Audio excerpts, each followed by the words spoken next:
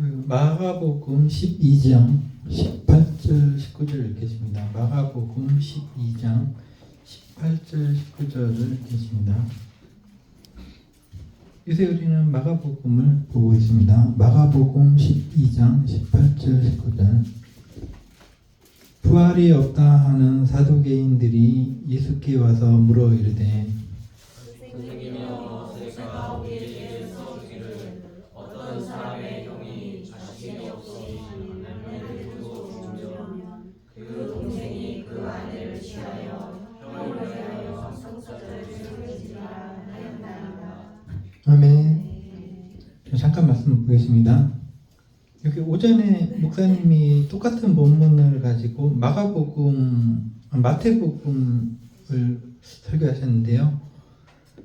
마가복음이 먼저 쓰여지고 그다음에 마태복음이 조금 덧붙여서 쓰여졌기 때문에 본문이 거의 비슷합니다. 18절에 보니까 사두개인들이라고 나오는데 이거 사독 즉 제사장 계열의 성전에서 제사를 드린 것을 주관하면서 권력을 누리던 사람들이었습니다. 그 사람들은 기본적으로 사람이 다시 살지 못한다라는 생각을 가지고 있었습니다. 반면에 바리새인들이나 예수님은 사람이 다시 살아난다라는 부활의 관념을 가지고 있었기 때문에 예수님을 공격을 하기 위해서 이 질문을 한 것인데, 어떤 사람이 있는데 자식이 없이 죽었습니다. 그러면은 그 재산이 그 땅이 가지고 있던 땅이 누구에게로 갈 것인가? 땅은 대대로 물려줘야 될 소중한 유산이기 때문에 아들이 없이 죽었으면은 곤란하지 않습니까? 그래서 남동생이 형수를 취해서 관계를 맺어서 아들을 낳으면은 자기 아들이 아니라 법적으로 죽은 형의 아들이 되는 것입니다. 그게 형수취수제라는 제도였는데 고대 사회에서는 흔한 제도였고 우린 좀 생소하지만은 그렇게 둘째가 취했는데 자녀를 낳지 못하고 또 두 번째 동생이 죽었습니다. 셋째 동생이 또 첫째 형수를 취해서 관계를 맺어서 아이를 낳으려고 했지만 또 아이를 낳지 못하고 또 죽었다는 것이죠. 그렇게 해서 넷째, 다섯째, 여섯째, 몇째까지 7형제가 있는데 7명이 다 죽었습니다. 그러면은 나중에 혹시 부활이라도 생기면은 사람이 다시 태어나면은 그 여자는 관계를 7명의 형제들과 다 해버렸는데 누구의 아내가 되는 겁니까? 하고 좀 우스운 어떤 질문을 했는데 그건 그렇다 치고 문제는 자꾸 죽는다는 얘기가 나옵니다. 죽기 때문에 우리가 상속이라는 것이 있는 것입니다. 내가 죽으면은 내 재산은 나랑 또 비슷하게 생긴 아들인데 물려줘야죠. 그게 하나의 자기는 죽어도 내가 가지고 온 것들은 나랑 비슷하게 생긴 자식놈을 하나 낳아가지고 그놈인데 물려줘가지고 나는 죽지만은 그렇게 좀 어떻게든 좀 그 대를 이어가야 되겠다. 우리나라 사람들은 제사밥이라도 얻어 먹어야겠다 그런 심리인데 문제는 그것입니다. 우리가 살아갈 때 전쟁이 왜 일어납니까? 전쟁은 이 세상에 사는 사람들은 다 결핍을 가지고 있습니다. 죽기도 하고 병들기도 하고 또 배고프기도 하고 그 어려움을 많이 당합니다. 그게 결핍입니다. 근데 죽지는 않죠. 한 80세, 100살 때까지 사는데 죽을 듯 하면서 안 죽는 게 인간이거든요. 그게 사람을 미치게 만든 것입니다. 죽으려면 확 결핍이 돼가지고 확 죽지. 그것도 아니고 겨우겨우 근근히 살아가는데 죽지는 않거든요. 그러다가 결국은 죽지요. 죽음으로 끝나는 것입니다. 이 전쟁도 마찬가지로 온 세상 사람들이 좀 두려움을 가지고 있습니다. 뭔가 부족하다는 생각을 가지고 있습니다.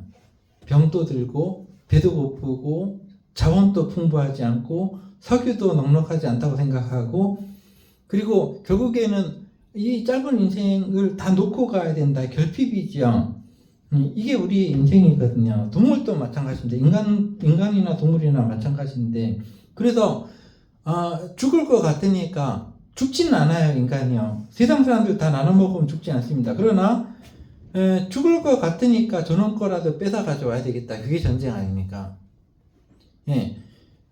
그 두려움에서 전쟁이 시작돼요. 사람들이 사는 것이 두렵고 겁나고 부족하다고 생각하고 불안하고 이러기 때문에 어떻게든 그렇게 되면은 이 결핍이 생기면요, 내가 지금 붙들고 있는 요것을 더 꽉 잡으려는 생각을 가지고 있거든요. 인간이라는 게 그런 것입니다. 내가 뭔가 부족하다 싶으면은 내가 지금 가지고 있는 돈 100만 원이라도 꽉 붙들고 있으려고 그래요. 이거 아니면 죽는다는 생각을 가지고 있거든요.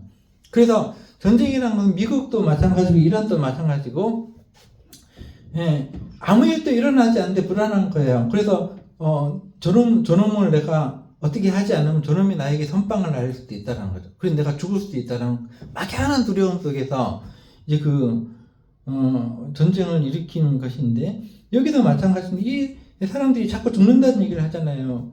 그것이 자꾸 신경이 쓰이고 죽으면 어떻게 되나요?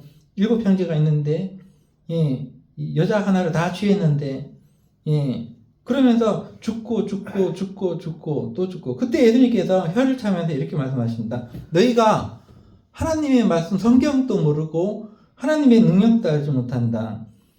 사람이 죽었다가 다시 살아날 때는 부족한 게 아니다. 뭔가 부족한 형태로 태어나는 게 아니고, 그때는 부족하지 않기 때문에 나랑 똑같은 애를 낳을 필요도 없고 이 세상에 남겨둘 필요가 없어. 왜냐하면 나는 언제나 살아있기 때문에 그때는 부족한 게 아닙니다.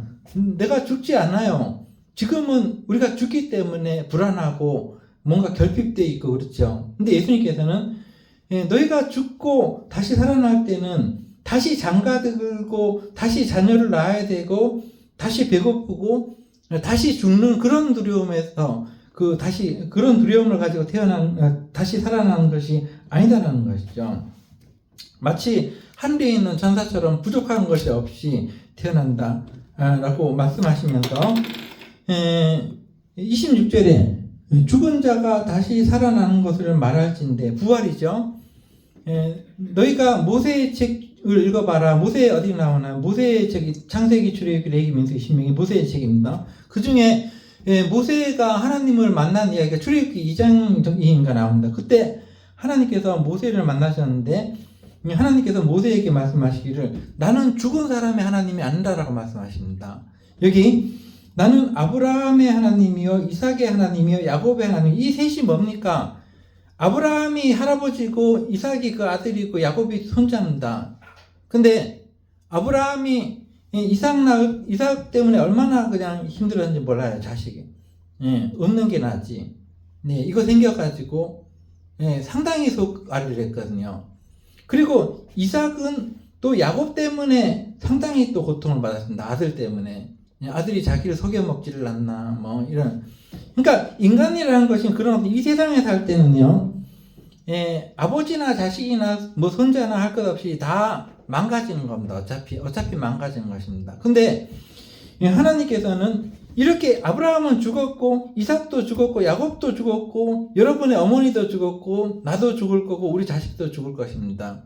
근데 하나님께서는 그렇게 죽은 자들, 앞으로 죽을 자들이 하나님이 아니라는 것입니다. 그런 하나님을 왜 믿어요? 그런 하나님은 믿을 필요가 없죠. 어차피 죽을 건데. 근데 하나님께서는 나는 앞으로 영원히 살게 될 아브라함의 하나님이고, 산자의 하나님이라 그랬잖아요. 아브라함은 죽었지만 다시 살아날 거라는 것입니다. 그리고 이삭의 하나님이고 야곱의 하나님입니다. 그리고 여러분과 저의 하나님이죠. 우리는 죽어도 살고 앞으로 하나님께서 예수 그리스도를 첫 번째로 일으키셨습니다. 그러면 예수님 이후로 아직 예수님처럼 다시 살아나서 영원히 사는 사람은 없습니다. 아직은요. 그러나 우리는 믿음을 가지고 있는데 다른 방법이 없어요. 다른 방법이 어디가 있습니까? 하나님의 능력을 믿으면서 우리도 예수님처럼 다시 살려주십시오. 이 방법뿐이 없는 거예요. 아무리 생각해봐도 무슨 방법이 있습니까? 근데 하나님께서는 또 예수 그리스도께서는 확실히 말씀하셨습니다. 나는 죽은 자들의 하나님이 아니라 내가 다시 살려줄, 그리고 영원히 결핍이 없이 영원히 살게 할 자들의 하나님이다. 이렇게 말씀하셨습니다. 그렇기 때문에 앞으로 우리가 다시 살아날 때는 장가간 일이나 먹는 일이나 이런 거에 구애받지 않습니다. 먹고 살고 뭐 결혼하고 뭐 이런 거, 그리고 뭔가 부족한 것에서 치고받고 싸우고 뺏어오고 전쟁 일으키고, 네, 이런 세상이 아닙니다. 우리가 하나님께서 주실 세상은, 우리가 지금은 칼을 가지고 이렇게 휘두르잖아요. 무기를 가지고. 이런 세상이 아닙니다. 이사야서 2장에 보니까 그때에는 하나님께서 다시 살려주실, 모든 사람들을 다시 살려주실 세상은 칼을 구부려서 보습을 만든다. 보습이 농사 짓는 기구입니다. 칼이 필요가 없어요. 워낙 풍족하기 때문에. 예, 죽음도 없고 병도 없고, 그렇기 때문에 하나님께서는 지금은 칼 만들어서 너희가 휘두르고 있지만 그때에는 칼을 구부려서 보습을 만든다. 농사 짓는 기구입니다. 뭉퉁하게. 그 다음에 창을 휘어가지고 뭐를 만든다. 창을 휘어서 역시 농사 짓는 뭔가를 만든다는데 기억이 안 나요. 이사야서 2장을 읽어보시면 알게 됩니다. 그러니까 여러분과 제가 섬긴 하나님은 우리가 크게 오해하면 안 된다는 거죠. 다시 살아날 때는 부족한 것이 없습니다. 오해하지 마시고 27절에 너희가 크게 오해하였다. 다시 살아나서 앞으로 다시 살아난 우리가 또 시집가고 또 장가가고 또 싸우고 또 결핍되고 그러겠냐는 것이죠. 전혀 아니란 거죠. 우리는 예수님처럼 다시 일어나서 하나님을 우리의 얼굴로 보고 하나님과 동등되게, 예, 모든 것을 누리면서 상속을 받는 하나님의 것을, 예, 그것을 믿어야 됩니다. 별 방법이 없습니다. 그것이 가장 중요한 복음입니다. 바울이나 사도들이 전한 것이 딴 게 없어요. 예수님처럼 우리도 다시 한번 살아보자는 것이죠. 지금 우리는 어차피 죽을 거지만은 하나님은 죽을 우리의 하나님이 아니고 다시 살려줄 하나님이십니다. 산자의 하나님이시라는 거죠. 그것을 믿으면서 우리가 이 부활주의를, 예수님 한 분뿐에 아직 없지만은 하나님께서 약속하셨습니다. 어떤 날이 오면은 죽은 자가 다시 영원히 살아나고 살아있는 자들은 그 자리에서 변화된다고 하셨습니다. 예, 그때를 기다리면서 여러분과 제가 신앙생활 할 수 있는 여러분과 제가 되길 기도하겠습니다. 기도하겠습니다. 땅에서도 이루어지게